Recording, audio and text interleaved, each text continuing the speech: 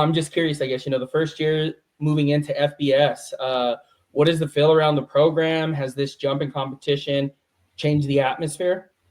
Yeah, I can't speak for 100% of the fan base in Newark. There definitely is a percentage of fans that are really going to miss the FCS environment because they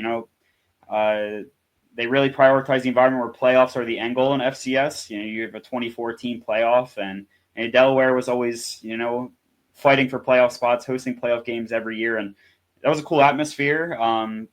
And so I know a lot of people don't like the FBS Bowl environment, but that's a small percentage. I can say that, the overall atmosphere, the overall feelings around campus are that this move was really coming for a long time, and just super happy that it's came, especially now with a lot more restrictions on the move up. I think Delaware was the first team to pay the big million whatever money just to move up. It used to be a lot cheaper than that, and Delaware was the first to do that. But the largest week one, they're hosting the Route 1 rivalry. They hosted Delaware State. It was the largest student attendance in program history on that Thursday night. It's been the most season ticket sales they've had in the past decade as an athletics department, and just super excited. Me as an alum, I'm super excited. You're just not getting to.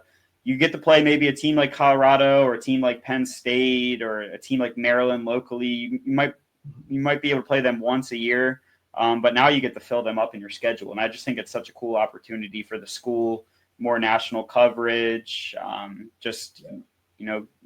non-athletics. It's a real selling point for incoming students to come to the school. That place looks awesome. I'm watching on Fox on a Saturday afternoon, and just super excited. I think we'll definitely get into the football side of it, but the academics and for the school as a whole is such a big opportunity. No, absolutely. It is really cool. Last year when I looked at the schedule, right, because we can see who's scheduled out, it's like, oh, okay, Delaware, and there I'm like, okay, FCS. Here we go, Colorado, again, if we're trying to be one of the big dogs, we shouldn't be scheduling this. And then, we were going through, I don't even know why I didn't know this. We were going through at the beginning of the summer. I shouldn't say, maybe mid-July, maybe early July when I started this. And I was thinking, I was going, okay, so there's 136 total teams, but there was 134 last year. What am I missing? So it was Missouri State and, it was Delaware, and I was just like, "Oh, cool, FBS, cool. This looks great." But with that being said, so and again, I just have to ask. So, is Delaware State, is that the rival in the state right now? Is that the big rival, or was? Yeah, so it's the only two Division I programs for football in the state. There's some smaller schools, but it's tough. They play the Route 1 rivalry because that's the interstate that connects two schools, but. Unfortunately, I really wouldn't call it much of a rivalry. Heading into week one, Delaware was 11-0 in head-to-head history, and I don't think there was ever a single-digit deficit ever. And it's just a difference of school size, prestige, the funding that's going into the athletic department. I would say Delaware is more of their rivals heading in their past, where Villanova, James Madison, Connecticut, Temple back in the day. So now that they're going to lose Villanova. They're still able to schedule Delaware State once a year if they choose to. But super excited to now get some of those local rivalries back that they used to have back when the schools I mentioned were in FCS before they moved up.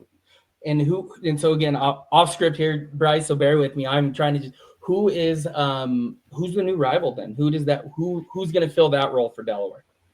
I'm super curious to see because heading into Conference USA and you're playing against schools over. I was talking to a Florida International representative the other day, and he was asking me about the food in Delaware, and I think he was assuming that it was all New England style food. And I was Delaware. It might look like that on the map, but I can tell you it's not New England at all. So, the coverage is going to be interesting because they're playing schools all the way out in Texas. They're playing schools in Florida. They're playing schools everywhere in between that. It's really a true Conference USA, and kind of every conference in football and college athletics nowadays. It's all spread out. Looking at the Big 12, like yourself, you're playing schools all over, and yourself leaving the pack where it was a little bit more regional based, and now you're playing schools on the East Coast even, or even in Florida yourselves. So really curious to see. They do have some, like you said, about scheduling out in advance. They have some of those non-conference games where they get to play some of those schools, like I mentioned, Connecticut, Temple, James Madison. They get to bring some of them back. But I would say the teams that they're going to play on an annual basis now, the closest regionally is going to be Liberty. They're really strong. We've seen them in a New Year's Six Bowl the past couple of years. I know you definitely had to do your homework on Liberty now with Caden Salter coming in and leading the way at quarterback as well. So I think that's going to be the natural rivalry to start, just because it's the only road game that's driving distance for both fan bases. So that's going to kick off the first Saturday in November, and I'm excited to see how that goes. Oh, very cool. Very cool. Does Delaware host that, or is that at Liberty? It'll be at Liberty. It'll be in Lynchburg. So I got the email for that one. Like it or not, the Liberty University is very strict on some things. I got the email, no alcohol tailgates allowed. So that'll be interesting. So there's no alcohol out in the stadiums, and they don't serve. Yeah, they don't sell in the stadiums. None allowed on campus. So that might start a rivalry within the fan base pretty fast as well. I think a lot of Delaware fans are going to get there a little